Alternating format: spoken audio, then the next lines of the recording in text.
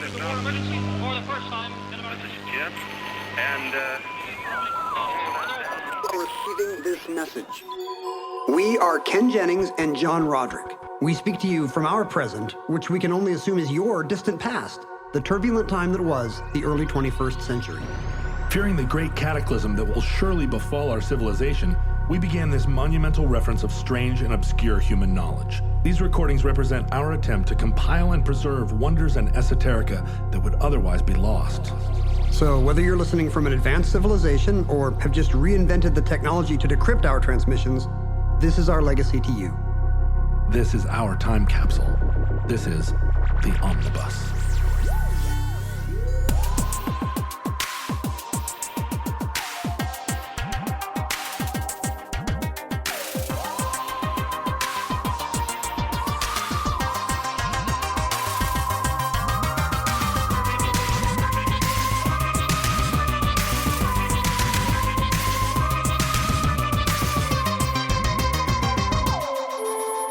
You have accessed entry 385.PR1513, certificate number 42013. Duchenne smiles. Are you dating? No. Why not? You know what? A date is an experience you have with another person that makes you appreciate being alone. LOL. LOL. You like saying that, don't you? It's cute, right? Nah, not really. What do you mean? I mean, if you're going to laugh out loud, why aren't you laughing out loud? Why say it? Why not just laugh? It takes more muscles to frown than to smile, according to the old adage. Right, that's what they say. They say that by way of trying to shame you into being happy. Right, by implying that it's lazier, apparently. Yeah. It's much easier and less good for your muscles to smile, so do that. Yeah, you're trying hard to be sad is the implication. We should explain to our possibly faceless listeners that smiles and frowns are different expressions we use to convey, respectively, some kind of positive emotion versus some kind of negative emotion. We're capable of both consciously shaping our faces to communicate our feelings or thoughts, but also it's an unconscious thing as well, isn't it? Yeah, sometimes people are not aware of what their facial expressions signify. We have the phenomenon of resting bitch face in our time, by which people who look kind of sour and unpleasant when they're not doing a face, like me, get comments from passersby. And unpleasant. You kind of have a very, I think you feel like you have a, what do you feel your resting face is? Do it right now. Nobody can see but me, but let's see it. Yeah, thoughtful, open. Well, I'm glad it feels open. I mean, I guess my sense is that I look like I'm judging. Oh, but not judgmental. I just feel like I'm always I'm impassive or outside. I think what I do is I want to be thought of as a thoughtful person, so my default expression has a slightly knitted brow. Sure, you're furrowing. Yeah, I'm furrowing because there's always just so much going on. But really, it just makes me look unpleasant, like I'm glowering all the time. And in fact, the adage is not true that it... Really? Yeah, the average... A small smile does take more muscles than a small frown. Yeah. The average human smile, it takes like 12 to smile and 11 to frown. Huh. Plus, shouldn't we do the harder one? Shouldn't we try to attain hard things and bulk up those muscles? Well, it also seems like it's one of those things where, I mean, there are only so many muscles in a face. They're all charged with duties. It's not like you have muscles that are just dormant all the time until you orgasm, and it's just like, oh, those are the orgasm muscles. They only engage like, you know what I mean? Like, we're using those muscles all the time to do all kinds of things, including chew and sneeze. And yeah, they're not just for smiling or for frowning. Right. But that might be part of their evolutionary purpose, as we shall see. The smiling muscles are much stronger, if that's any kind of a basis for a bumper sticker. Well, I don't know whether it's because I tend to be a morbid or depressed person, but it feels more unnatural to smile. Like frowning just seems more like what your face kind of edges into, whereas smiling is much more of a conscious, unless someone's tickling me or unless something delightful happens, like a cat video comes up on my Twitter. And your face lights up. I mean, my face is smiling now just because I'm having a good time. Oh, people can hear it. Yeah. You can hear a smile. You can. That's an unusual phenomenon that podcasting has made me aware of. And I wonder if our listeners can tell when we're happy or not. I'm sure they can. We should give them samples. Here's the waveform of me saying something I'm happy Ken about. is really smiling right now. And here's the waveform of me saying something where I'm not smiling. This is my normal thing.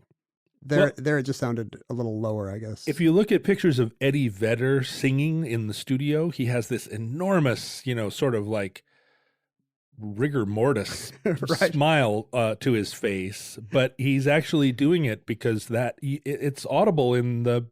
That's what produces those weird vowels that no language has. Well, and because he sings in a deeper register, I think he uses the shape of his face more to achieve his pitch and get a clear tone. Because if he was singing low like that and also with a kind of rubber face, like you would think, like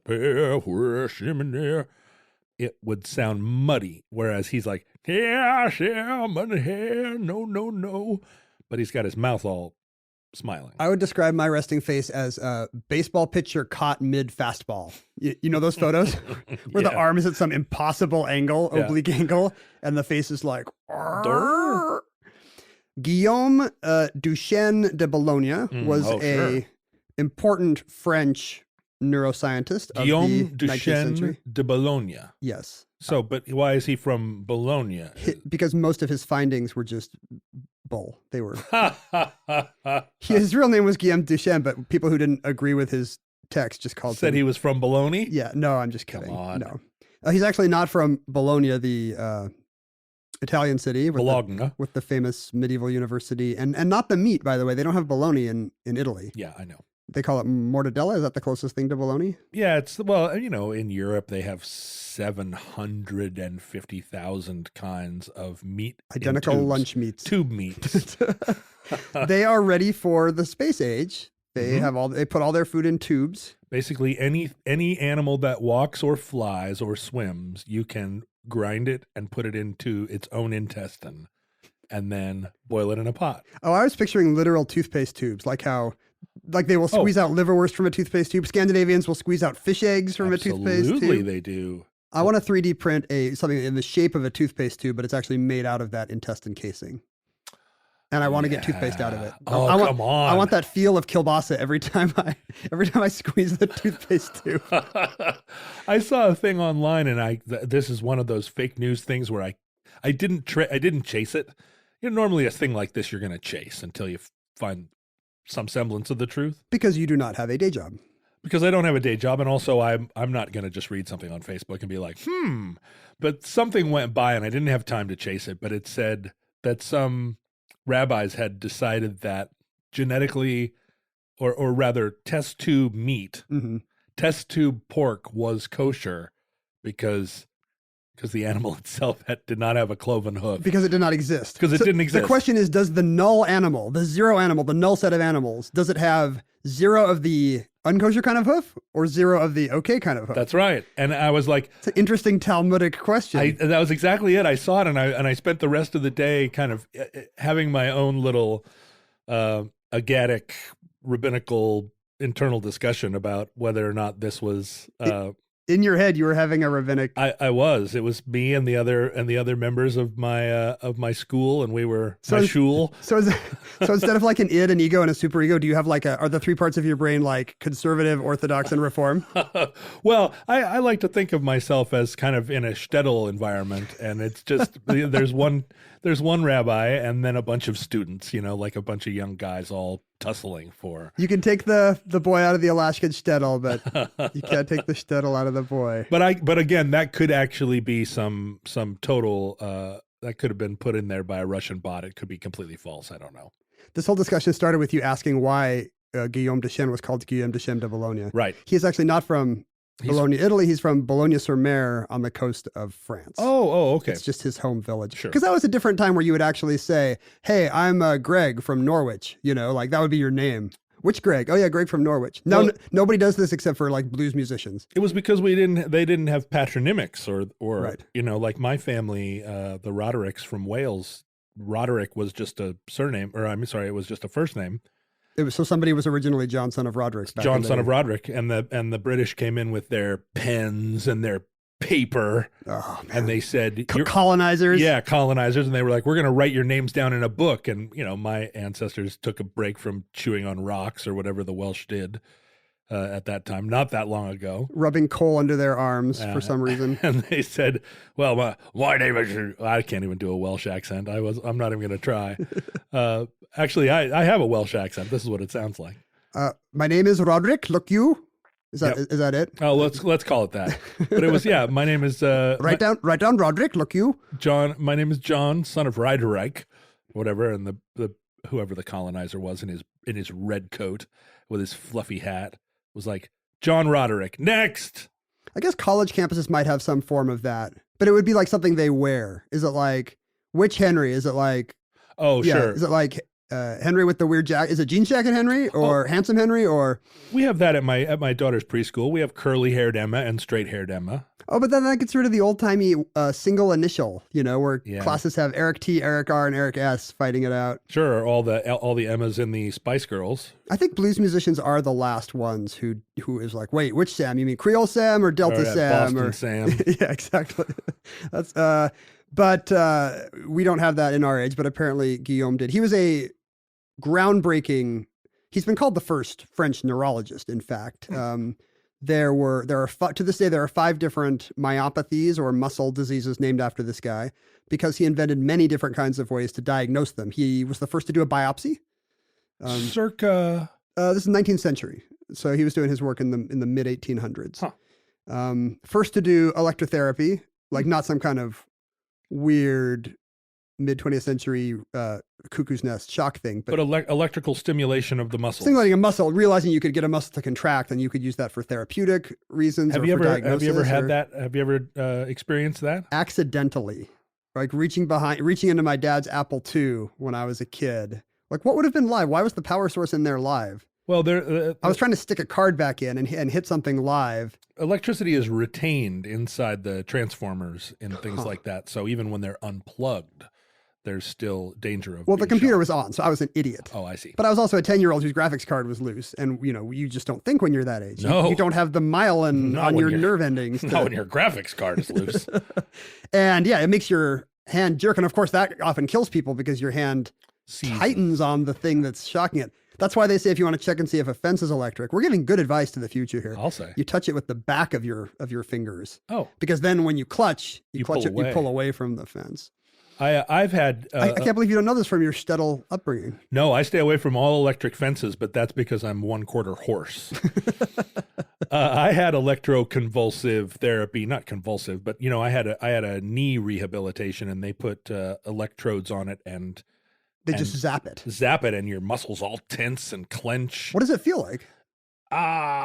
It's painful, but it's also pretty invigorating. I mean, it feels like pins and needles. Is it a low level? Does it feel just like a carpet static electricity shock? You can turn it up, but no, it's constant. You can turn it up if you're like some masochistic. Well, if you're like hello, Bill Murray in Little Shop of Horrors, more. That's me, 1/4 horse. No, you turn it on and it's continuous. I mean, it's like, and your muscle is clenched until you turn it off. It's kind of extraordinary. And you actually can build muscle by doing it because it's working the muscle. It's just doing it. Could you, instead of going to the gym, I could just lie in bed at night with being shooting my abs with low levels of electricity? I'm not sure how it would work, but I think, isn't that a scene in Rocky 3? Aren't they electrocuting Vlad the Impaler or whoever his opponent was, the Russian? Rocky 4, though. Oh, I'm sorry, Rocky 4. Yeah, I think, he's getting all kinds of illegal help. So everything they do to him is supposed to look very sinister and Dr. Mengele-ish. Right. Running on that treadmill while people in lab coats are staring at you. I always avoid that demo at the Children's Science Museum where they're willing to run current through you and see what happens. And I'm always just like, no, pass. Like if you were a real scientist, you would not be doing the 1:30 p.m. demo at the Imaginatarium or whatever. There are a lot of out-of-work scientists now. That person may have a Nobel Prize. Duchenne did a lot of work on facial physiognomy. We're finally getting around to the topic of the show several hours later. Mm-hmm. He was a big influence on Darwin. His texts were very influential. And he was the first to note that people tend to smile in 2 different ways. He noticed that there's one kind of smile that uses the zygomatic major, your cheek muscles, and that's driven by that. And there's another one that comes from the ocularis orbis, the muscles around the bottom of the eye. So the muscles give you a kind of crow's feet when you squint in some way. So it doesn't feel like this, but Duchenne's takeaway was that there's actually two totally different kinds of smile. One that you do with your cheeks and one that you do with your eyes. And that observation was not really tracked down neurologically in a lab until 1982, weirdly. But there's now been a lot of research done on these two kinds of smiles, and they tend to be called, the eye one is called a Duchenne smile after its discoverer. The other kind is often called a Pan Am smile, which I think is hilarious. The cheeks, Pan American Airways? Named for the defunct airline, presumably whose flight attendants were friendly, but not overly so. Oh, I see. They were just kind of giving this smile, pow, pow, pow. A smile of duty, right. Bye-bye. Right. Bye-bye now. Bye-bye. I see. So even in the, when scientists are naming stuff in the 80s or whenever this was, they're still falling back on the, you need to smile more treatment of women, right? Like, smile more genuinely or I'll name something after you, Elaine. The Pan Am smile. So it's called a Duchenne smile, not because he coined it, but because in the 80s they were paying respect backwards. Right. He was the first to have noticed the difference. It's not like he was always doing it. Right. People in his village were like, here comes Duchenne, that smiling guy, like always. He smiles with his eyes, not cheeks. Well, they could describe the Pan Am smile just as well by calling it the Seattle smile, because that's kind of characteristic of our region. I feel like we do something even less than a Pan Am smile. Like we do kind of, have we mentioned this on the show? I don't think so. It sounds like we've put this in the omnibus before. Just kind of it's almost a grimace. Somebody walks down the street to you, makes eye contact. And you're like, I'm not going to smile, I'm from Seattle. Hi. But you acknowledge it by kind of widening your mouth. Yeah, like, hello. It's like you've seen a smile many years ago, but you've been on a desert island and you had a stroke on the desert island. Yeah. It communicates like, oh, thank you for socially obligating me to make a face. You exist, I guess. But other parts of the country would do maybe a genuine Duchenne smile in that situation. 20% of people can consciously fake a Duchenne smile. Like they can turn it on. So now let me get this straight. So a Duchenne smile, he's describing these two kinds of smiles, a mouth smile and an eye smile. And one of them is genuine and one of them is manufactured? One of them, yes, a Duchenne smile connotes a genuine feeling of pleasure, enjoyment, some kind of positive feeling. The Pan Am smile is smile as social signifier. I feel I should smile here. And now that we are studying these from the inside out, now that we have MRIs and stuff, we can see that they're mediated by totally different parts of the brain. The Duchenne smile comes from the limbic system, where we feel emotion deep in our brain. The Pan Am smile. Pan Am smile comes from the motor cortex in the surface. And in fact, people who have a stroke, if you ask them to smile, they will be unable to smile with the side of their mouth that was damaged. Right. But if you tell a really hilarious light bulb joke or whatever, their faces, they will still smile from both sides because it can overcome the injury. It's coming from somewhere deeper than the part that was where the lesion is. There are some differences between the Duchenne smile. It's not just the which muscles are doing it. A genuine smile is smoother. It's more symmetrical. It lasts longer. It doesn't turn off and on like the bye. And the cheeks are part of it too, but the eyes are moving in sync with the cheeks. Your whole face is doing it. Whereas with a Pan Am smile, your eyes can remain dead or cold, or your eyes are actually communicating another emotion. Right. And it's not like the person sees that and is like, whoa, right. From the nose up, they still hate me. But you're seeing, this person is smiling at me, message received. You're getting the benefit of it. And you don't mind or get offended by the fact that, right, the eyes are not conveying pure enjoyment at your presence. But this is how private detectives or empaths or people who are good at reading other people are able to detect like subtle variations in facial expressions, because they really are coming from different places. And you can legitimately say like, I don't trust that person, or I don't think they like me. And everybody around you says, I'm asking for a friend. Everybody around you says, no, they like you. What are you kidding? They're really smiley with you. And you're like, no, there's something about it that's not right. Poker players, right? Who can see tells, being able to convey the difference between the emotion you want to be seen and the one you're actually having. And apparently most people can't do it. 80% of people can't tell. 80% of people can't put on the fake one. Oh. Maybe with practice, I don't know. But I'm not saying they're incapable of it. But in general, it's only a small minority of people that can put over a smile just like a real one, or can put over I've got a full house just like their fake, oh boy, this is a good hand expression. We're not as good at lying as we think. Is this also true of other facial expressions? Like, you don't need to have fake sadness that much, but I guess people do employ fake sadness. The social purpose of smiling and laughter are pretty well understood and are now thought to be evolutionary. Like, for frowning, it's hard to think what two chimps in a tree would frown at each other for. Like, how does the species survive if I can frown at you? Two chimps in a tree. Well, it's like, you're picking, those are some of my favorite nits. Stop picking those nits. You get the low grade nits. I'm saving those. The evolutionary basis for smiling and laughing, because there's Duchenne laughter as well. There's kind of a laughter that's accompanied by a Duchenne smile and just the kind of mirthless laughter. Right. Yeah. And there's more of that than you think, by the way. I've actually been reading something about this because I have a book about comedy and humor that in our time, I think it's going to come out the very day this entry is added to the omnibus. Really? What a tremendous coincidence that you would have chosen the laughter smile topic. It was the last thing on my mind to mention it for some kind of crass commercialism or synergy purposes. So you've got let me get this straight. I'm writing this down. You've got a book coming out today. It's called... It's not today, for our listeners, it's the distant past. But yes, the day this entry is added to the omnibus, my book, Planet Funny. Oh, Planet Funny. Is available in stores. I have t-shirts from Planet Funnies all around the country. Yeah, that's my failed comedy club chain restaurant where you can see pages of original Eddie Murphy gay bashing script in the lobby when you walk in, or Planet Funny Mobile, Planet Funny, Atlanta. But I'm not here to talk about the book, John. No. I just wanted to make sure it was entered into the omnibus so that in the future when people are wandering through the rubble of a Barnes and Noble. And that's not the distant future. That's like 6 months away. The streets are paved with old copies of Planet Money. They're trying to find the very Planet Funny. I'm sorry, Planet Money, also a great show. A wonderful NPR show that we're not affiliated with, but maybe we'll advertise now. Planet Funny. So I've been studying kind of the evolution of humor and jokes. And the interesting thing is it appears to be a parallel evolution. There's now a strong theory by some guys out of Tufts that the evolution of humor is cognitive in basis.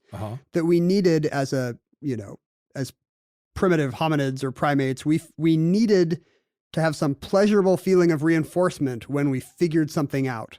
When some little incongruity in our world was resolved. Like if we stood on one side of the campfire and we got smoke in our face and we something had to make it pleasurable to figure out what was going on. And then, I should move around to the side the wind's coming from and I'll stand there. Now we're doing the classic thing and we're going to get angry emails from people in Kazakhstan because evolution works the opposite way or differently, right? It's not that we needed the ability, but that people who had the ability had an advantage. Survived to reproduce. Right. Yeah, people for whom figuring things out was pleasurable would live to have kids. Yes. People who did not have that little jolt of, that was fun. When they solved a little puzzle like, if I move the vines, that's where the redder berries are. Or if I reach for the fish, I'm going to miss it by a few inches because the water refracts or whatever, Right. Little everyday hunter-gatherer discoveries like that. I still find that that's true. I mean, I certainly seek out people who delight in discovery or in accident or in who are capable of making fun of themselves or,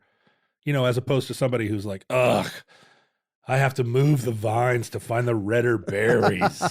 It's like, I hope you don't survive to have kids, although they so often do. So in addition to being judgmental of various world cultures on this program, you're judgmental of certain kinds of cavemen.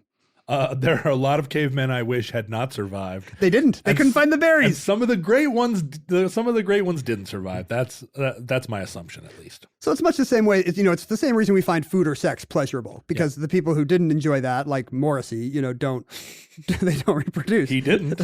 Didn't and doesn't, as far as we know. Whereas the people who do get a little jolt of pleasure from that, and so that's where mirth or amusement comes from. Maybe because you survive better if you can solve those little puzzles. Yeah. And then how is that connected to smiling? Well, smiling might be a different track. Smiling is often related to we associate it with the bared teeth of a chimp, going Right. which could be, some kind of playful combat. Like we're whacking on each other, but we're just juveniles having fun. Right.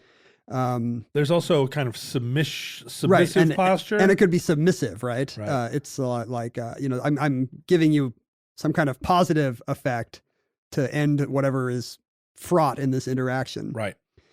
And so laughter could come out of that. It could be, the social signifier that comes from just the general whooping of playfulness when we were little baby ape men. Yes. And people who study laughter today, there's a scientist named Robert Provine, he's a neuroscientist, who his whole field is laughter. He sends his grad students out to amusement parks and shopping mall food courts and has them just eavesdrop on people talking, and has a whole little language to annotate the how and when and why they laugh, like somebody in the Amazon recording down birdsong or really he's frogs chirping. He's got his own musical notation. Yeah, it's like musical notation for somebody laughing. And his findings could not be more counterintuitive, because we think of laughter as such a joyful, spontaneous thing, and in fact, it's very regimented. 210 milliseconds between haws. Really? Yeah. So it pulses about 5 times a second, like a yeah, almost like it's almost a bodily thing, like an orgasm. It's a bump, bump, bump, bump, bump, and it rarely or never interrupts speech. We're very careful to plan a rhythm of it. It has perfect temporal symmetry. If you play a laugh backwards, elsewhere in the Omnibus we've talked about how if you play Stairway to Heaven backwards, you start slicing up your pets and worshiping Satan. Kill your parents and play Dungeons and Dragons. But if you play a laugh backwards, you get a laugh. What, really? Yeah, the only difference is it doesn't trail off at the end. You get a Woody Woodpecker. It still sounds like a laugh, but it trails in instead of out. Interesting. And do laughs carry a distance, or are they? I mean, they're not like elephant trumpets. They're not meant to be used as a form of communication across the savannah. No, but they could be, they could be across the burrow or the tree or whatever. They're certainly like louder than speech. And they have, we believe that humor is tied up in mating rituals as well, because it's kind of a hard to fake measure of intelligence. It has been for me.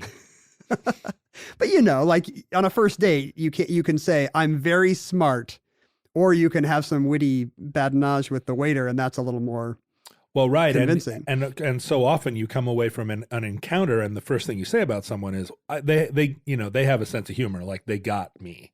Right. It's very definitely a way of encoding like identity to another person. The funny thing is there's a gender gap there though. Like when women say, "Oh, he's funny," they mean he made me laugh. And when a man says she's funny, what that means is she laughed at my jokes. Yeah, right. So the male often thinks of himself as the performer in this ritual. Well, but I think when you ask women what their preferred traits in a potential man are, like sense of humor is really high. Yeah, like I think it often is ahead of things like handsomeness or wealth. Looks. Yeah. Sense of humor. Not wealth. Don't be crazy. Sense of humor is way, way up there. But if you ask men what they're looking for in a woman, like sense of humor is not generally the number one thing. And they're not aware of this. The people answering those surveys would be thinking, that just makes me feel good when somebody makes me laugh when we're out and having a good time. But, the evolutionary background might be that was a way to find who's the smartest maid who's going to, keep us alive through the winter and have smart cubs. Yeah. Exactly. Big feathers. And a lot of Provine's findings are about that kind of social value of laughter. For example, this is crazy. A speaker laughs 46% more than his listeners do, or her listeners. Really? Isn't that nuts? Really? So you imagine someone saying something funny and then everyone laughing. No, the speaker is kind of laughing just apparently to denote a certain kind of non-threatening attitude or mean or...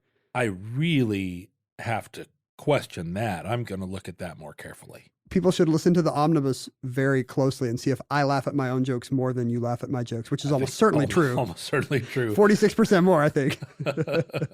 We're both laughing now, so we have to throw out this one.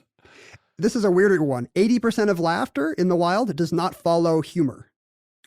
Is it nervousness? What is it? What's it accompanying? Yeah, it could be nervousness. I mean, that's cultural, right? Right. Kind of the Asian cultures often use a kind of a titter to connote, I'm nervous in this scenario. Right. Nothing funny happened. But I think we do it too in Western culture, and we're just not aware of how we're just using it to express, here's a remark by which I mean nothing, or Right.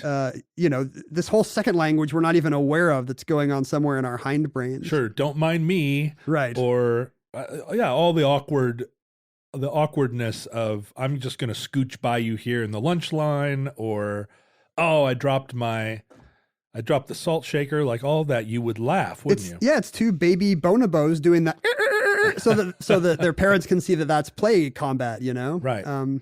Even 80% of laughs don't follow humor, and of the ones that do, essentially almost none of them, almost zero of them follow actual humor, the kind you would want to remember and tell someone later. It really is just like mildly playful, you had to be there kind of stuff. This one's I guess this is all stuff you would just know by listening to podcasts, that, most laughs don't follow actual humor. Speakers laugh more than listeners. We now have a whole medium based on this vibe. We laugh 30% more with others than when we're alone. Sure. Although I do laugh alone all the time at foibles mostly. Your own little foibles. Yeah, that's your brain evolving. That's that humor instinct kicking in. You open that box and it's like, oh, look at this. I've been saving drink tickets, and I wasn't even really fully conscious. You're not laughing at John. You're laughing at past John. I'm not laughing at past John. I do it all the time. Past John is hilarious. Past John is hilarious. A lot of times past John is inconsiderate, because if he had done just a couple of simple things, present John would have a much easier go of it. Right? If past John had made coffee, present John would not have to make coffee. But present John's not laughing at that. He's annoyed. He's annoyed, but the thing is, present John is so annoyed that he's not going to make coffee for future John. Screw that guy. I'm most aware of past Ken when I get back to a buffet to my seat and I see what past Ken got for me to eat. And I'm like, nothing about this arrangement of food appetizes me in any way. Yeah, what was past Ken spooning up here? Like, he thought I'd want 2 ladles of that and only 1 ladle of that? Yeah, but the listeners now are listening to past Ken and past John. Right. They're equally annoyed by both of us. Well, we're trying to prepare a show that will be interesting to future beings. Who knows if we've succeeded? So I guess just typing LOL is a lie, because no one is laughing out loud. Almost no one is laughing out loud. You should put a small smile. No one is rolling on the floor basically, laughing. You should write ass, basically, a small smile. That's pretty much what you're doing. Although I have on a few occasions written literally LOL, meaning I actually laughed out loud. That's how LOL has become so downgraded. Yeah. Or I guess it could be LLOL, literally laughed out loud. But then when that starts to mean lol. I find you amusing, then you just have to keep adding L's. Lol, lol, lol, lol, lol, lol, lol. That's interesting how that has become a form of text speech. LOL,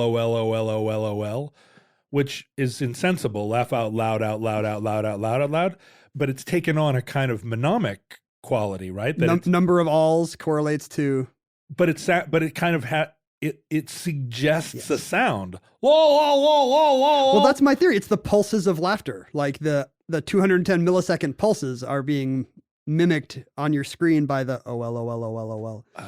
Well, that idea that the faces we make or the sounds we make can actually affect the feeling we're having. The number of OLs we type could actually. Sure. That's a real thing. The FFH, the facial feedback hypothesis. Are you aware of this? The idea that it's not our facial expressions are not just affected by our emotions, but there could be a feedback loop where they actually change or reinforce or even change them. I think that's absolutely true. I mean, there are a lot of books like self-helpy style books, positivity books that encourage you to smile because it actually creates, I don't know what, endorphins, or it creates that feedback loop where smiling begets smiling. And it's not the other way around. Frowning certainly doesn't make you want to get up and run around the house. That kind of self-help idea that, you need to smile first. I feel like we see it most in our history, at sad times when people weren't smiling a lot. Like all that let a smile be your umbrella stuff. That's Great Depression era. Right. And the Chaplin song, Smile. Put on a happy face. Right. I kind of associate all that with, 20s Dust Bowl America. And then in the 70s, right? Economic crash, oil shortage, Carter, malaise, America. That's when we've got those little smiley faces. Smiley buttons. And I feel like Ziggy and Snoopy and all these little cartoon people were always telling us to smile in posters and little cheaply printed hardcover books. Love means never having to say you're sorry. Exactly. That's a perfect 70s expression of... Which is so wrong. Love means saying you're sorry. Constantly. A lot. And trying to make it genuine. Like being alone. Being alone laughing at past John's antics means never having to say you're sorry. Right. Because who are you saying it to? I'm saying it to future John. Sorry, I'm not making coffee again. I just opened this thing of candlesticks under the piano and I'm not going to throw them away again. Too bad for you. Sucks to be you, FJ. But I guess in the 70s, do you feel like kind of the forces of authenticity that came out of that were a reaction to that? Like I'm thinking about children's TV and Oscar the Grouch actually being grumpy and not one of these smiley kids show romper room hosts. Yeah, he was fun and subversive because he dared to have another emotion. His shtick was he would yell at you. He would say, "Get out." Yeah. And I feel like a lot of 70s parents must have been like, whoa, whoa, whoa, that's not a good role model. I was a child of Sesame Street, and I remember delighting in Oscar the Grouch's contrarianism. It feels a little transgressive. Really, really big time, considering, all the Muppets or all the Sesame Street Muppets were a little bit fringy in their behavior, right? Bert had a lot of anxiety. And Ernie's really kind of genuinely pranking him a lot. Right, super anarchic. And Cookie Monster is insane. He's just some kind of hedonist. Total addict.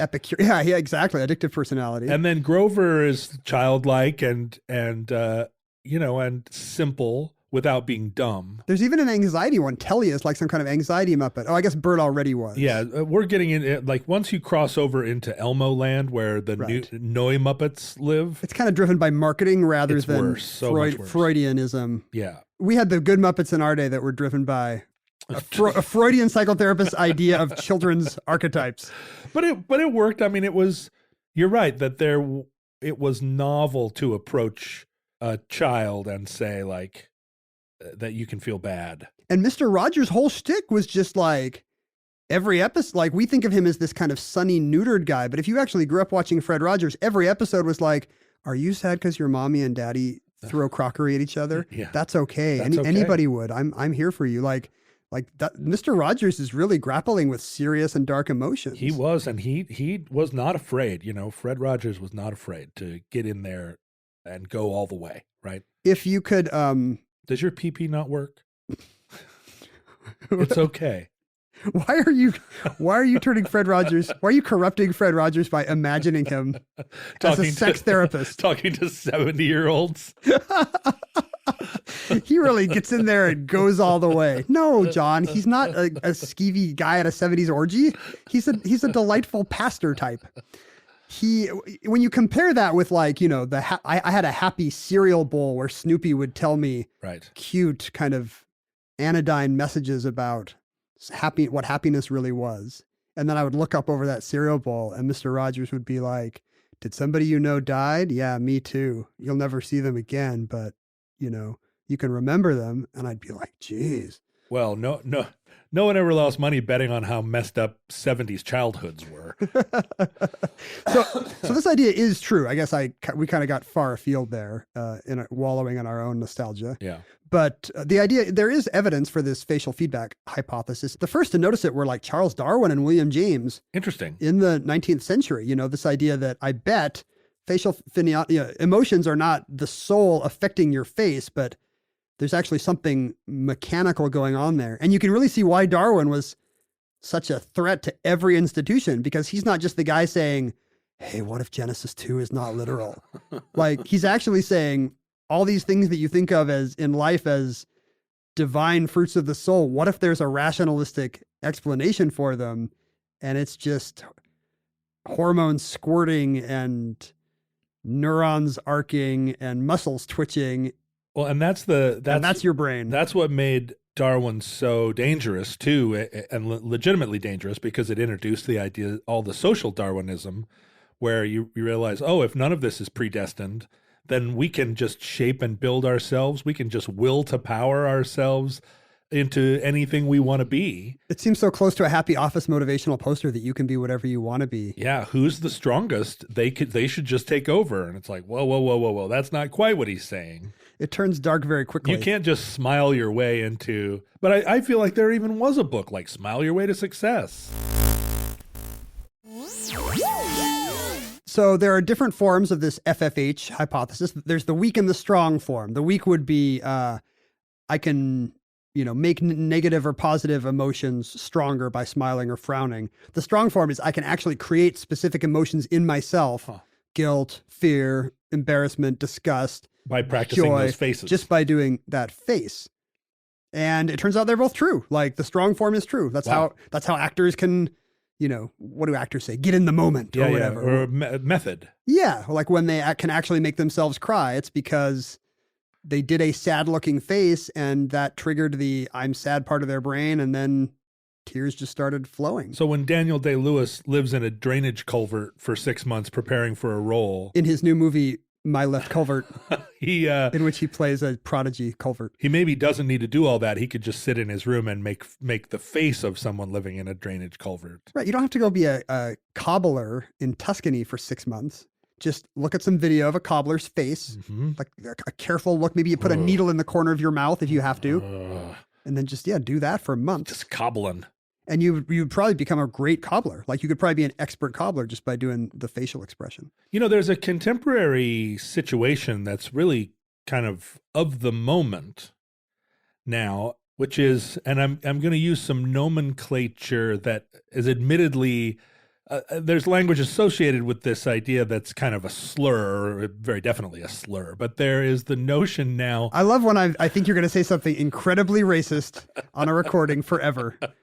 Everyone can feel the tension. In the internet tussle between the alt-right and the alt-left. Oh, if it's political, that's okay. Obviously, everyone who disagrees with us politically will be dead by the time we listen to this. They're long gone, and now it's just like only every idea we believe has survived.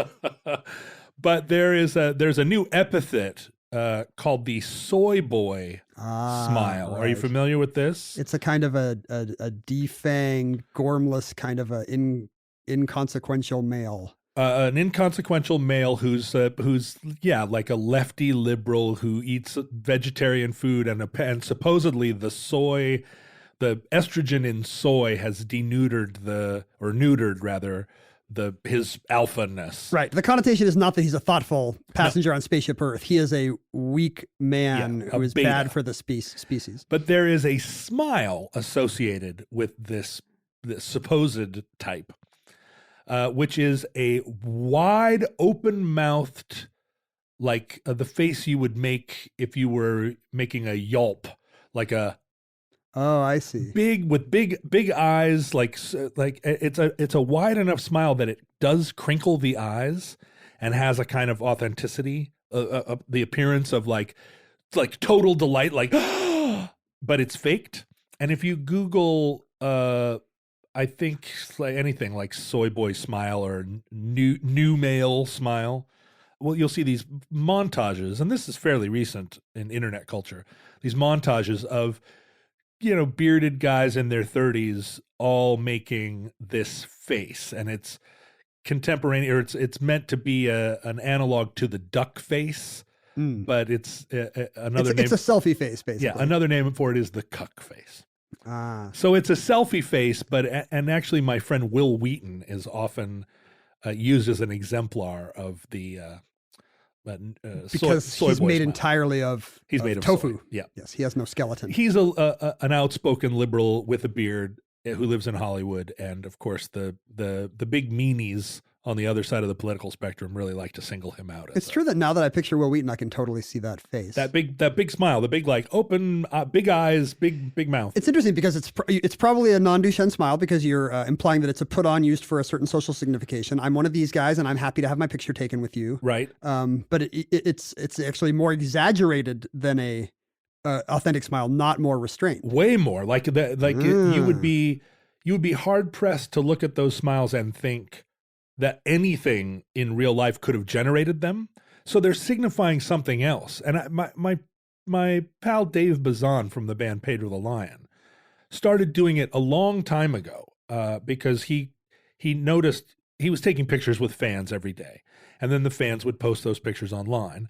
And he saw picture after picture, day after day of himself standing there kind of not doing the same. Not unhappy, but just impassive. Right. You know, like, hey, here I am with a fan, like, you know, kind of take the damn picture. Yeah, it's like a little bit of a Pan Am smile over and over. And he realized he just didn't like seeing that representation of himself. I see that too. In the moment, you feel like you're doing a very polite smile, and then you see all the pictures, and you're like, that's their memento of me. Yeah, and also when people are posting those pictures publicly and you see them compiled, you realize, oh, anybody can see these too. And if you Google my face, you're going to see this like dead smile over and over. It's not a good look. So Dave, if you Google Dave Bazan taking pictures with his fans, and he's been doing this for 5 years at least, he does this same thing, like this crazy, bright-eyed, open mouth, like almost like he's about to eat your face smile. And at first I was like, wow, bold, you know, like cool life hack. But when you see 100 of those put next to each other, and, you know, of course, the fan is just standing there like, I'm happy to be here with Dave Bazan. And Dave's like, rah! It's a problem that there's no solution. All of those Pedro the Lion fans were eaten by Dave slightly after those pictures, like just seconds after those pictures were taken. The tests that have been done on facial feedback have been for sufficiency, monotonicity, and necessity. Sufficiency: can a smile alone make you feel better? Answer: yes. No other feedback required. Monotonicity: does a smile always correlate with negative, and unpleasant expression always correlate with the negative expression, positive versus negative? Yes, that's true. They do co-vary that way. Interesting. But necessity is not true. It is not necessary to smile to feel happy. Many of the people you see not smiling are feeling very happy on the inside. So please do not stop a woman on the street and say, hey, it's a nice day. Smile, toots. Right. Because she could be very happy according to the facial feedback hypothesis. She could start being unhappy the moment you do that. She could be unhappy enough to take out her mace, and you would probably deserve it. But there's crazy implications of this kind of stuff, you know, part of which is just the self-help thing. If I feel bad, you know, let's change my face and see if I put on a happy face. Right. Which I guess kind of does empower people that are always doing that to, you know, people with depression or anxiety. Like, hey, have you tried just being happier? Yeah. Like, that's a terrible thing to tell someone with depression or anxiety. But, you know, the facial feedback hypothesis says to those people, it's one treatment to try. In my own battles with depression, I have tried smiling when I didn't feel like it. And it does work. The problem with depression is that the way it works is that it is even contemptuous of feeling better. So you're like, great, now I feel better. Yeah. Okay, great. It works. Like, great. A feeling of joy. The problem just what I needed. The problem is not that I couldn't feel joy. The problem is that I don't deserve to feel joy. Do you not understand? Right. So yeah, sure. Great. Put some like artificial joy on me. It doesn't help. That's a great point. That's something I didn't understand until I was an adult. The depression is not just an extreme feeling of sadness. It's a totally separate thing that layers over emotion. Yeah. It's a feeling that you feel awful, and that's your just desserts. But another treatment that is now used for depression based on this is botox.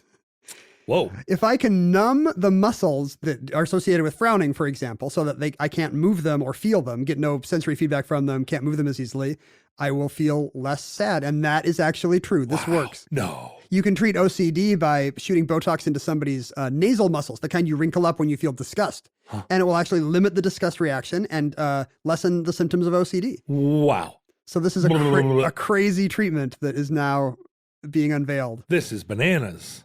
And it probably implies that Nicole Kidman has felt no actual emotion at all since the race car scenes in Days of Thunder. Like, those were literally the last ones. So plastic surgery can actually create a self or modify a self. Like Michael Jackson could have not just have been... oh, that's true.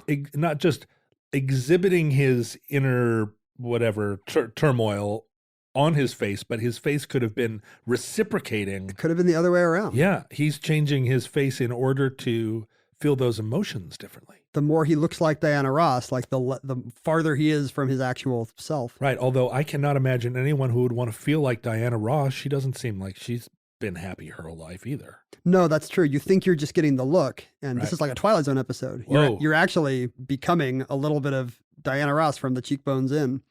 I was watching, this is apropos of nothing, but I was watching a movie last night where Danny Glover literally never smiled. And I was like, what an interesting choice. He's always covering his teeth and he's doing this kind of weird glowering thing, you know, like because actors will have a set to their face and they think they're a whole new person. Now they'll be doing that trick. And then at one point in the movie, he actually smiled and you could see he had Invisalign. So basically it was just it was a 50 set movie and Danny Glover had braces. So John Sayles wouldn't let him smile. Mystery solved. There are, now that we know about the Duchenne smile, there's interesting things you can do. Like a lot of work has been done looking at yearbook photos. The seminal studies done in 1958 on a Mills College yearbook. They looked at 114 people, correlated their smile with whether or not it was a Duchenne smile or a Pan Am smile. And then they caught up with them in their late 20s and their 40s and their 50s to see if that had any effect on their life. And it did. Wow. The people who were doing Duchenne smiles for their yearbook photos actually did have reported more satisfaction with their lives, longer lasting marriages, less likely to divorce, better health outcomes.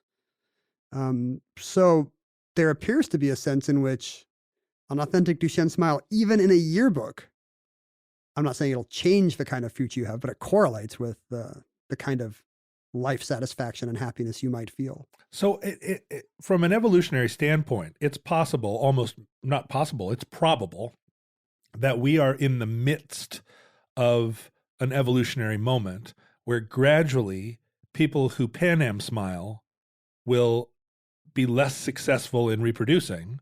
And we are on our way to creating, or not creating, but we are on our way to evolving into a species where everyone Duchenne smiles, has a great sense of humor, and is happy all the time. Like depression and sadness are such an evolutionary disadvantage. Right. Like those people aren't going to reproduce. Yeah. And when I say those people, I mean me.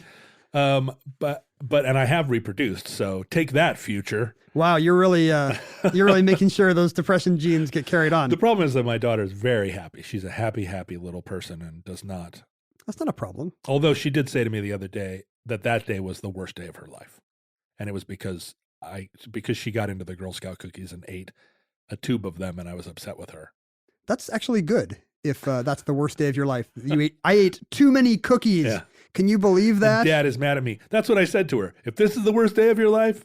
I guess we do eat food out of tubes in this country, but they're Girl Scout cookies. Yeah, we eat a lot of food out of tubes.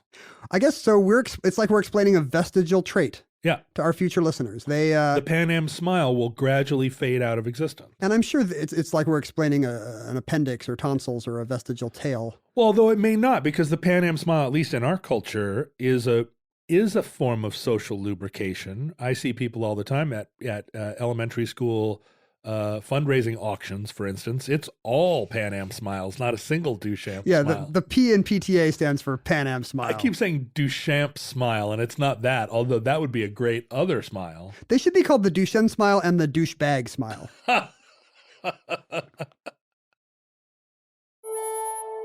And that concludes Duchenne Smiles. Entry 385.PR1513. Certificate number 42013 in the omnibus. Listeners, in the unlikely event that any of you frowny faces have survived to the future. You think only frowny people will be on social media in the future? Yeah, because why would a Duchenne smile person or thing be on Twitter? Only a sadomasochist. There's no reason. None of these people, now that I think about it, we're not talking to anyone who smiles at all. Like they have their tentacles glow green when they're experiencing a positive state and yellow for a negative state or something. Sure, does the wind blow through the aspens or do the aspens create the wind? That's a Zen Cohen about the facial feedback hypothesis, I think. But if you do want to go back in time and see how miserable we were, you can find us everywhere at Omnibus Project, Twitter, Facebook, Instagram. Also, Ken Jennings and John Roderick each have their own Twitter accounts, and I have an Instagram account. Log in and see the uncomfortable faces we made standing next to fans. I almost never do a big soy boy smile. It's just not in my thing. And partly it's because... Is it because you're missing a I'm tooth right missing now? a tooth. But also, even when I'm not missing a tooth, like, I'm just not a teeth bearer. I think you should bear the teeth, especially missing one. Like, that's a memento. Like somebody feels like they met a pirate or an old-timey circus strongman or something. Arr. Also, you can send us email either from the present or your future self can send it to your past self. We have an achronal email That's right. server. It costs a lot more, but don't talk to us about time travel. And that is omnibusproject@howstuffworks.com. We will answer those emails, and our non-corporeal forms that survive to infinity will answer your future emails. that's nice of us. That's nice of future Ken and future John. Yeah, we're pretty good. Past Ken and John were dicks, but they were dicks. Even present Ken and John are dicks. the future Ken and John are so good at answering email. Also, we have a fan group on Facebook called the Omnibus Futurelings. Listeners, from our vantage point in your distant past, where we still did Pan Am smiles, we have no idea how long our civilization was going to survive. We hope and pray that the catastrophe we fear may never come, because that would really dampen all kinds of smiling forever. But if the worst does come soon, this very entry, this recording, like all these recordings, might be our last word to you. But we hope that's not true. We hope that Providence will allow us to be back with you soon for another entry in the Omnibus.